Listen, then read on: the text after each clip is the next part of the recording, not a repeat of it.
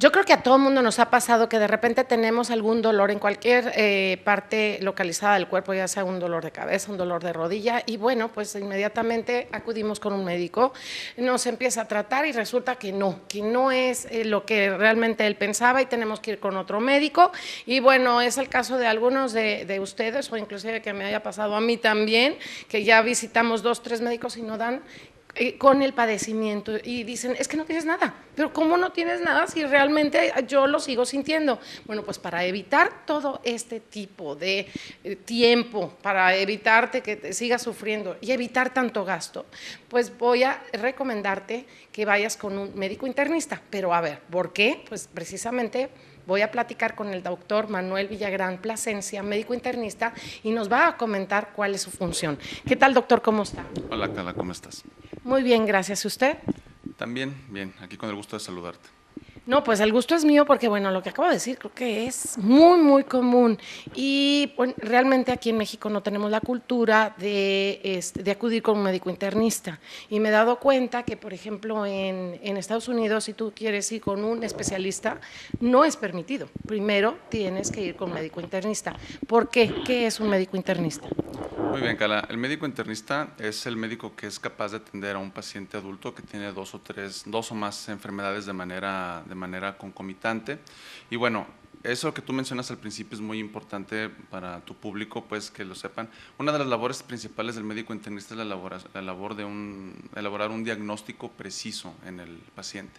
Aquí en mi consulta a veces veo pacientes que vienen de 2 o 3 médicos previos que los trataron y que no se sabe muy bien qué es lo que tienen. Entonces, la función del médico internista, dentro de todas las que son, es la de ser un médico diagnóstico, que es, tú vienes con un padecimiento y de una manera estructurada y organizada se hace un protocolo para tratar de llegar a la causa del padecimiento.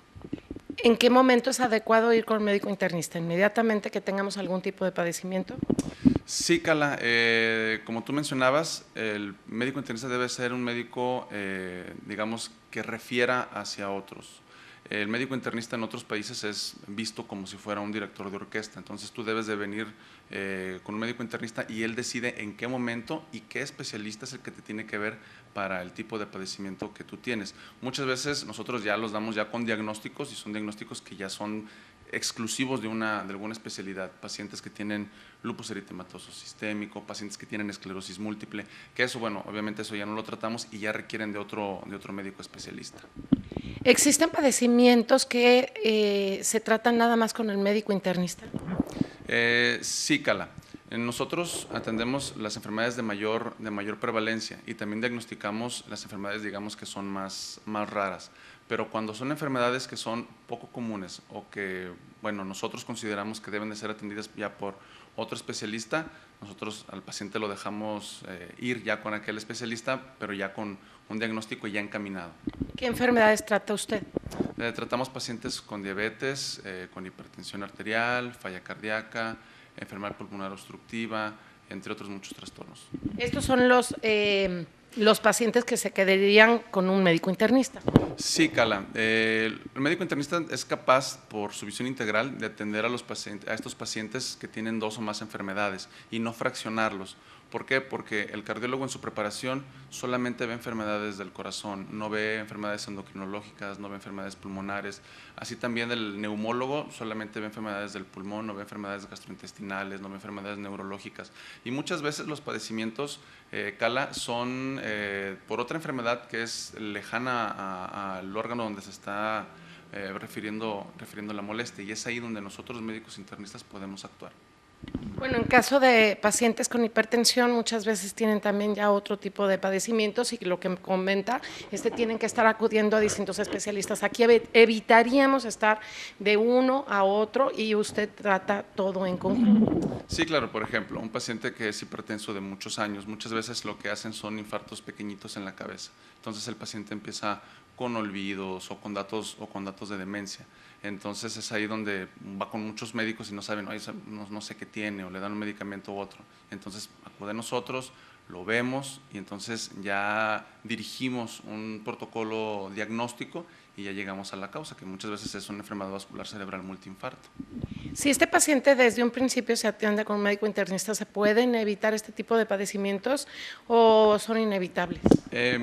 Pues bueno, que la evolución de la enfermedad es independiente también de lo que nosotros hagamos, porque yo cuando veo a un paciente que tiene una enfermedad crónica, yo le digo que esto es un contrato, 50% yo, 50% él. El 50% mío yo lo pongo con los conocimientos, con los medicamentos, con los exámenes que deben de ser necesarios en el momento que sea justo, y el paciente obviamente tiene que poner su otro 50% con la adherencia al tratamiento, con cumplir con cambios en los estilos de vida. Si hay un desbalance ahí, entonces ya no es un negocio, pues, porque finalmente lo que nosotros vamos es por la salud del paciente. Entonces, si hay algún incumplimiento por parte del paciente, entonces, pues, no nada más lo que haga yo como internista, sino lo que lo haga cualquier médico, pues no sirve de nada. En caso de pacientes con diabetes, ¿qué ventaja tienen de estar tratándose con un médico internista? Mira, Carla, muchas veces el paciente con diabetes mellitus está tratado con otros médicos especialistas que en su preparación no ven pacientes con diabetes. En ocasiones he conocido pacientes que los ha visto un traumatólogo, un neumólogo, un cardiólogo, les trata su diabetes y realmente no están tan bien controlados.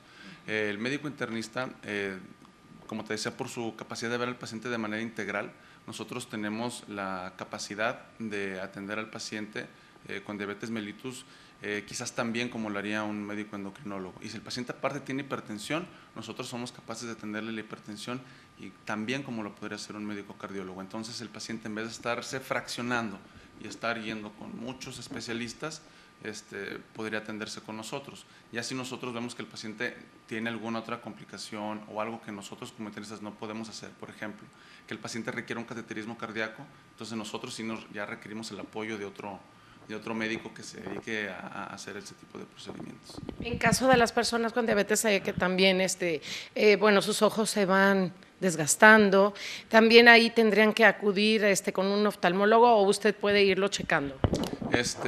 Ahí sí, Carla, el médico indicado es un médico oftalmólogo, porque aunque nosotros podemos checar el fondo de ojo, el médico oftalmólogo tiene mucha más pericia para eso y es recomendado que los pacientes con diabetes cuando menos una vez al año vayan con su médico oftalmólogo, cosa que créeme que no se hace ni en lo privado ni en los medios de salud, IMSS, ISSSTE, tampoco.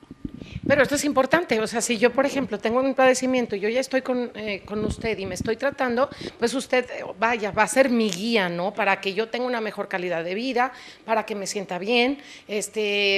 Bueno, si hay un desbalance, a ver, Carla, como que tienes que enderezarte y bueno, pues esto evitaría muchísimos